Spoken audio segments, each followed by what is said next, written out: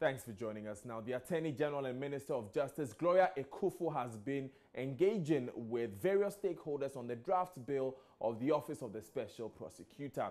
At a two-day meeting which opened in Accra, the Minister for Justice, Gloria Ekufo, is confident that through the Investigative, Prosecutorial and Assets Recovery Authority, which will be vested within the powers of the Independent Prosecutor's Office, government will be able to improve Ghana's anti-corruption efforts. Part of the comprehensive strategy in the bill focuses on investigative, prevention and education. The burden of corruption falls more heavily and disproportionately on the poor and most vulnerable segments of our population, whose basic human rights are further violated when they are forced to pay bribes to access education, public services, and employment opportunities.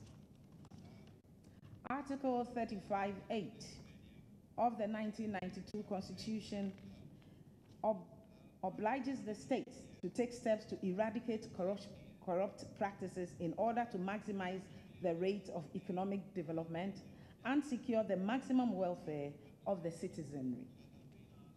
This requires political will and leadership. The political will to investigate, prosecute, and punish corruption. Ghanaians have, however, understandably doubted the resolve of successive governments to fight corruption, especially when it involves or implicates political office holders and high-ranking government officials. The monopoly of prosecutorial authority by an Attorney General, who is a member of the President's cabinet and who holds office at the pleasure of the President, has been singled out by governance experts as one of the key factors that stand in the way of using law enforcement and prosecution as a credible tool in the fight against corruption.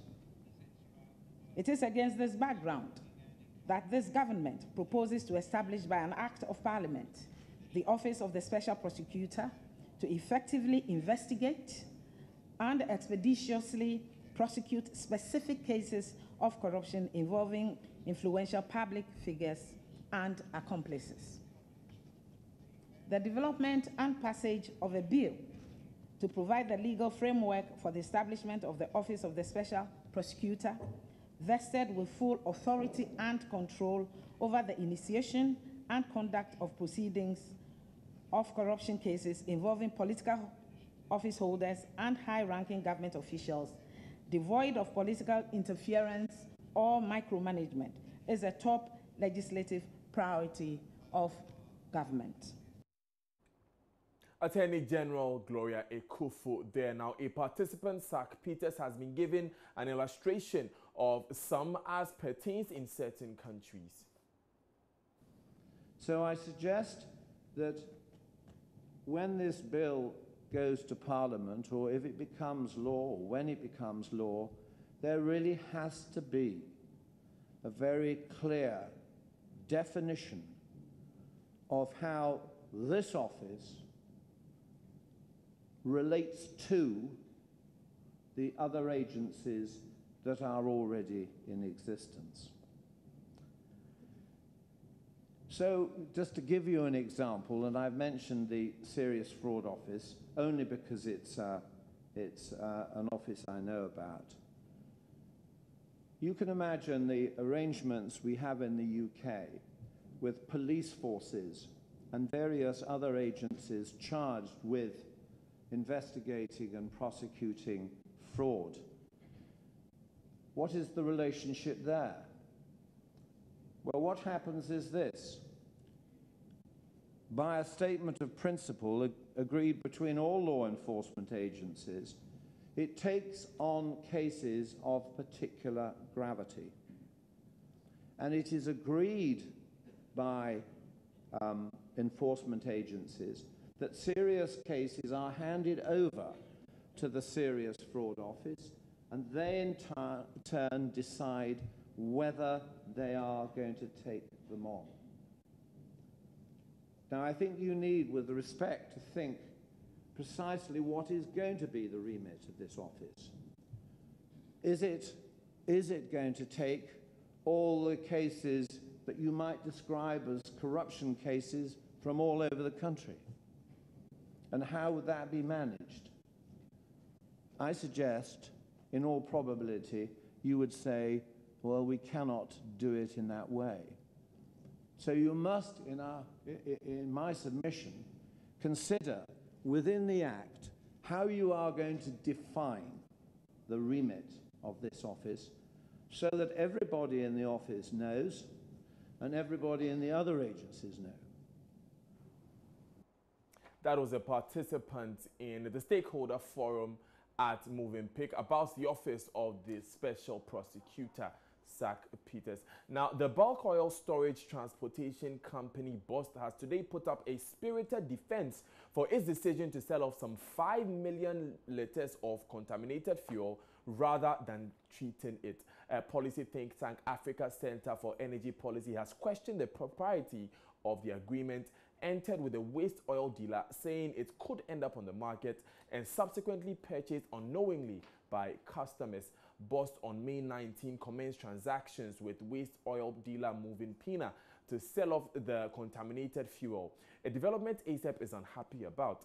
Ben Boache is executive director at the center. He spoke on the Super Morning Show this morning. Bost, as a national institution or company, has the responsibility to ensure that the consumer is protected. And it's based on that national security interest and the interest of the consumer that we have Bost to ensure that we have a strategic stock. And also, if you have a product that is not wholesome or that cannot be consumed by the public, you have a duty of care to ensure that under no circumstances would that product find its way onto the market. Right. So we are talking about 5 million liters of off-spec product. And I mentioned that no businessman would devalue that product and sell it when you can easily treat it and sell it at the market value. Right. And in this case, treatment is just by an option that you have is to add more of a product to make it wholesome. So that was, I mean, the best business decision anybody would want to take. But Bost decided that they would rather sell it off. And I've heard some excuses, some explanations that they needed to create space for BDCs. And therefore, they didn't have to wait for 10 months to do that. But that argument, for me, doesn't sit well with me. Your first responsibility is to the Ghanaian people to ensure that the product is safe and can be consumed in the right way possible. So you have to analyze it from all angles to be able to take that critical decision. So the company that you are selling to, you have to make sure that that company can actually dispose of the product appropriately, ensure that they have the capacity to store it. And even the most important point here to make is that Bost's responsibility is not to provide spaces for BDCs. Bost's responsibility is to store strategic stocks. You just heard Ben Boache there. He's the executive director of ASAP. Now, speaking on the same program, media relations manager of Bost, Nanekia Obing, insists that the decision taken was a good one from a business point of view. She also assured the quantity handed the company so far is not on sale in the open market. So we have three options. The first option was to have a corrective treatment of the off-spec product at all. Okay. But then it was not possible, and even now. Anybody who knows WhatsApp in codes should know that Tor is not refining then and now. Okay. The second option was that for every 10 million liters of the correct spec product that you and I can put in our vehicles, we need about 70,000 liters of the off-spec product, what people are calling out there contaminated. You know, we prefer to use the right term, it's called the off-spec. Okay. We need about 70,000 liters of the off-spec product. 10 million gallons. 10 million liters. Okay, all right. To inject into it. And if you do the calculation, it was going to take Bost 10 solid good months. If we have time, I would dilute it until it becomes spec, if you like. Okay. So for every 70,000 liters of the off-spec products, it was going to take Bost 10 months. So ideally, from a business point of view, that was out of the equation. And the third one was to sell off the off-spec, which is not something new. which has happened before. The 10,000 that has gone out, yes. Zoop Oil came 100,000. The 100,000, sorry, is actually there. Where? They have taken it out to the various steel companies. That's what they are supposed to be. That's where they are supposed to be taken to. How it's not something sure for you to be. Okay, Kojo, so these OMCs come to us, the BDCs come to us, and they sell it. We use our tracking system to check whether they've gone out to obscure or wrong places. Right. That is the normal thing. So you have evidence, you have tracking evidence exactly that this stuff has gone to specific places, the 100,000 liters. You know where all of it has gone? No, the tracking system will tell you? Yes, the tracking is supposed to tell us that now the tracking system has not come up with any fishy places or obscure places. That was the media relations manager of Boss Nanekia Obing. But the Chamber of Bulk Oil Distributors, however, remains dissatisfied with the explanations offered by Boss.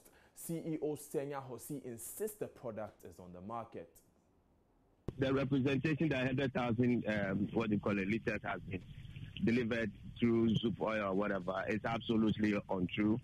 The next thing we have to ask, Zoop Oil not licensed. You can't even have the capacity to store any kind of thing. There's no tank farm you have sitting in Ashama or whatever was mentioned. For you to have a 5 million liter storage capacity, that's practically over 4,000 metric tons. Do you see what you have at the airport? Yes. You see what you have at the airport, that tank farm. About half of that is what you should be seeing out there. So let's all just cut this. You have a real problem. You may have genuinely made a mistake. Let's work at trying to allay the concerns of the consumer by correcting them. Let's not be misleading them. Senya Hossi is the CEO of the Chamber of Bulk Oil Distribution. We'll take a quick breather. When we come back, we have more news.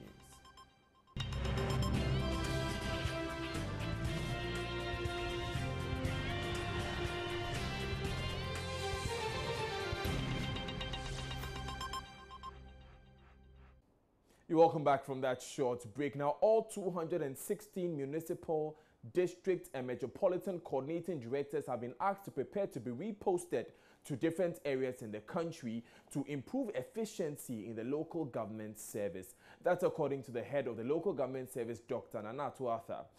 The head of the local government service is also asking workers in the local government service who have fraudulent certificates and documents to prepare to be smoked out of the service. In addition to the fresh postings of the 216 coordinating directors, the local government service, according to the head of the service, Dr. Nana Atuata, has detected that many of the workers in the local government service are either using certificates that are not theirs or are making frantic effort to alter their ages in order to stay in the service beyond their retirement dates. Such practices, according to him, are becoming prevalent in the service, and he intends to deal with them with the support of the local government council.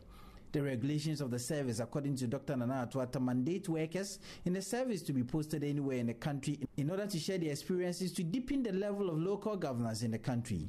Speaking to district, municipal and metropolitan chief executives, their coordinating directors and key officers of the various assemblies in the central region, Dr. Atuata asked them not to see the measures being put in place as a witch-hunting exercise, but rather a means to deal with the inefficiencies in the local government system.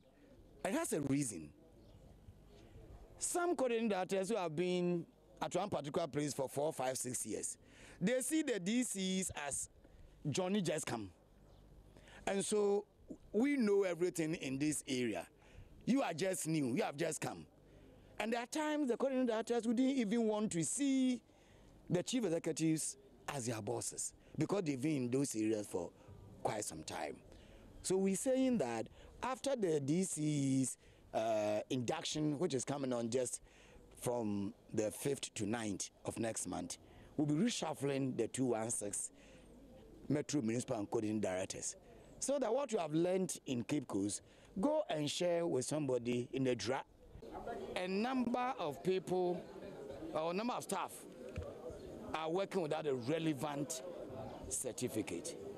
So what I'll be hunting for will be professionals in the service. And by this, professionals will be asked to submit their original certificates to the office.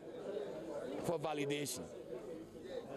Just recently, we had a case where someone who has been in the service for a while in the engineering class submitted a certificate to us as an engineer, and it was awarded from KNUST. We sent a letter to KNUST for validation. KNUST has written to us that they don't have that person having passed through KNUST. Rather, the number on the certificate belongs to another person. Now, you see that people already are 59 and a half old, 59 and a half years old, now submitting letters, affidavits, and other to the head of the Office of Local Government Service. The date that they have worked with for about 20-25 years, that date is wrong. That date is wrong, and that we should rectify the date that they have worked with for all this while in order for them to stay in office perhaps 3-4 more years. As part of his vision towards the service, the local government service will be undertaking a retooling exercise of developmental planning unit to be able to compile a reliable database for revenue mobilization and tax efficiency. He is urging the assemblies to embrace ICT for maximum productivity to be achieved. Richard Kwejonya-Akon, Joy News, Cape Coast. Now, some districts, municipal and metropolitan assemblies in the central region have begun amending their bylaws aimed at ending child marriages in the region. The districts report of increasing teenage pregnancies and the subsequent marriages to girls who are yet to complete their basic education. UNICEF, in partnership with International Needs Ghana, is collaborating with 16 communities in the central region that child marriages are prevalent in. As the celebration of the Day of the African Child at Abiaze Chako, some of the district assemblies in the affected areas have been telling Joy News' Richard Kwejonya-Akon how they intend dealing with the situation. Ending child marriages in our Ghanaian communities has been cited as a panacea for breaking the cycle of intergenerational poverty in the country. According to UNICEF, empowered and educated girls are likely to be able to nourish and care for their children, which leads to healthier and smaller families. But unfortunately, many girls in the central region are married off even before they complete their basic school education, hence making them school dropouts. In the Mfantsiman and Gomoa West districts in the central region, for instance, the issue of child marriage is on the increase. A partnership between International Needs Ghana, an NGO, and UNICEF is making inroads with the assistance of the district assemblies to end child marriages. Speaking on the day of the celebration of the African Child, Municipal Chief Executive from Mfantsiman, Kenneth Kelly-Suman, says the assembly has abolished the campaign of BEC candidates and leavers jams that are organized for BEC graduates. According to him, several girls get pregnant as a result of these programs. Before the BEC exams are organized, the children are camped in various schools. And so you see both boys and girls sleeping together at one place. The teachers go there in the evening, give them lessons, and they go back to their houses and sleep, leaving the kids to themselves.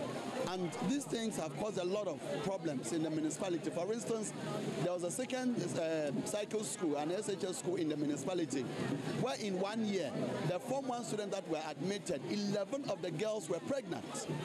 And the cause was this campaign. So as soon as I took office, I rallied my people around. I told them that we need to stem this in the bud. We need to nip it in the bud. So what we did was to meet with the Education Directorate and solicit their support. So we have ended campaign in schools, and then during the BCA exams, they also are camped at the various examination centers. This year, we cancelled that, so the Assembly provided vehicles to convey the children from their various homes to the exam center and then back to their homes for the 5 days. The Assembly spent money to to have vehicles to do that. As I speak to you now, we made the announcement on the last day of the exam, last week Friday. We went on all radio stations and made the announcement that nobody should hold leader exams in the municipality. In fact, a lot of people had planned to do it, but because of the announcement, they stopped. Only 2 people, one in Mankasim and one at Anamabo, they held those leader exams. So as I speak to you, we are prosecuting them and we are advocating that we will not give them any custodial sentence. We'll give them communal sentence. We ask them to hold the broom and sweep the Mankasim Township, sweep the Anamabo Township with TV cameras on them, so it will deter others who want to flout our orders and do that. According to International Needs Ghana, child marriage limits opportunities of the career and vocational advancement of girls, as well as places girls at increased risk of domestic violence. Lily Clotte is a programs coordinator at International Needs Ghana. We have a number of things in place. We have identified structures in the communities already and built their capacity with child protection and the long consequences of child marriage, and they are championing the change for people to understand the need for people to change how they protect and care for their children. I think Ghana, we have gone far in protecting children, but communities have relaxed a little bit. If you look at the olden days, parents are responsible. They see it as their responsibility to cater for their children. I would say I won't blame children if they go into child marriage, because most of the time parents will say, "Ajua uni one city, uni samna or a child." Indirectly, you are sending a signal. We are working in collaboration with the district officials. These district officials have facilitated training institutions, the child protection mandates, like institutions with child protection mandates. They have trained these local people.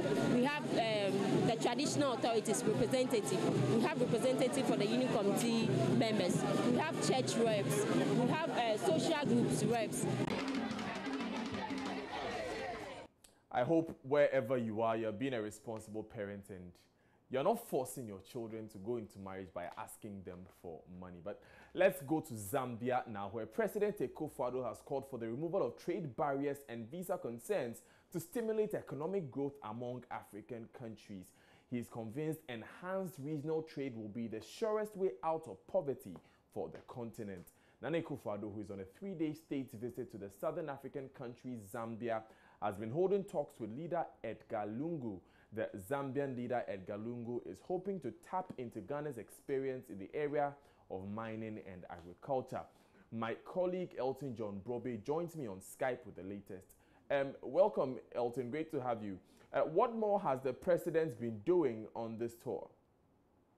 Yeah, so the issues you spoke about were the issues that were told the media that gathered at the presidential palace. But before this particular meeting, there was a closed-door session between the president and the president of Zambia. Now, the Ghanaian community here told the president the issues that they want him to discuss with the Zambian president. Among them is the fact that some have been here for over 40 years now. Some came in as teachers because Ghana had this arrangement with the Ghanaian authorities where teachers were, more like exported to this country to offer services. Now, some are on retirement. They are waiting for their gratuity to be paid. They've been pushing and pushing. That money has not been paid. So they told the president to raise this issue with the Zambian president for an amicable resolution of this particular matter. Now, there was no direct word regarding the outcome of the meeting with the president as far as this particular matter is concerned. But what we've been told is that the foreign ministry here, the Ghana embassy here, is working towards it. The Zambian government has agreed to pay the money. They've rolled out a map to ensure that those monies are paid, so that the Ghanaian teachers who are here, who want to go back to Ghana because they've served their time, they are on retirement, they want to come back home and rest, can have the gratuity that they so deserve, so they can come back home. The other issue has to do with citizenship. Some say that they are married to Zambians. Unfortunately, the law here does not allow for dual citizenship, so they always have to come back to Ghana, renew their visa, and then come back. They are asking that if the law cannot be changed for them to be dual citizens, at least they should be given special dispensation where the visa requirement for them is relaxed in such a way that they can come in and out of the country without any, interference. That issue was also raised at a closed door meeting. We are yet to be told the outcome of these meetings. But in terms of going forward, what they have agreed to do is to strengthen their ties in the areas of agriculture and mining. Zambia is looking up to Ghana to help, to help in their exploration in mining and also the agricultural, advantage. Ghana, on the other hand, is looking to strengthen business and trade between the two countries so that together they... Well, that was Elton John Brobe joining us on phone there from Zambia. We'll do our best to re-establish contact with Elton and complete that report. Yeah, complete that report from him. I think we have Elton back on the line. Okay, but then before we go to Elton, let's hear from the General Secretary of the Industrial and Commercial Workers Union, Solomon Kote, who is demanding that government immediately clarifies the appointment of the new head of the Labour Commission, Ofosu Asamoah. Mr. Kote expresses concern that a potential conflict has been created by the appointment, as the appointment of the outgoing head of the commission, Charles Adongo Bawadua, has not been terminated. Speaking on Joy News Desk today, Mr. Kote says the union is willing to mount pressure on government to take the necessary steps to clear the confusion. The Labour Commission have got two sets of workers. We've got the commissioners and the chairman one side, and then the workforce starting from the chief executive, who is the executive secretary on the other hand. The commissioners and the chairman is appointed by the tripartite, government, labor, and employers. Now, when you come to the other side, it is the sole responsibility of the Public Service Commission. And indeed, ever since the inception of the commission, all executive secretaries have been appointed by the Public Service Commission. In this particular instance, the position is not vacant. There is somebody who is occupying the position of executive secretary, and then an appointment has been made to that. This is where the ICU concern actually. Mr. Kote. Hello. Right, you were mentioning that there is someone occupying the position. Are you referring to Lawyer Dia? No, I'm referring to Lawyer Bawadua. Lawyer Bawadua, right. Go ahead, sir. Okay, so once somebody is opposed and then you appoint somebody else to go and take over, once his a position has not been terminated, then we ask you what is going on. Then again, if the appointment is not coming from the Public Service Commission, but now it's coming from the president, then we expect it to see that the president is evoking or using his executive power, who has to indicate that the president has appointed you or nominated you, blah, blah, blah. Nothing like that is in that letter that is before us. So who is this new person, Mr. Kote, sorry to butt in here, but who is this new person who is being appointed by this letter? Well, when we try to check, it's a former KD MP and a former deputy minister and that was with him. I'm not too clear about the name of that Asamoah or something, but maybe I can easily check and then get back to you. Meanwhile, the General Secretary for the Federation of Labour, Abraham Kumson, says there is nothing wrong at all with the appointment. I think that the appointing authority, if you look at the appointment letter of Bawadua himself, it wasn't the Public Service Commission head who signed it. Perhaps they facilitated or they were involved somehow. And I know that it was the chairman of the Labour Commission who recommended the executive secretary, that is Bawadua, to the president for his appointment. And so the appointment is not of Bawadua himself, didn't come from the Public Service Commission. It was the presidency that, signed the appointment letter of Is it not a matter of meddling of the presidency? This is supposed to come from the Public Services Commission. I mean, these are the views of Mr. Solomon Kote. No, there are some positions that we as Labour people, we have the role to play when it comes to, appointing people to the commission itself. The commission itself, the chairman, the members to the commission, Labour is involved in it. But when it comes to permanent, positions like the executive secretary and other staff, we don't come in. Abraham Kumsin there, he's the General Secretary for this Federation of Labour.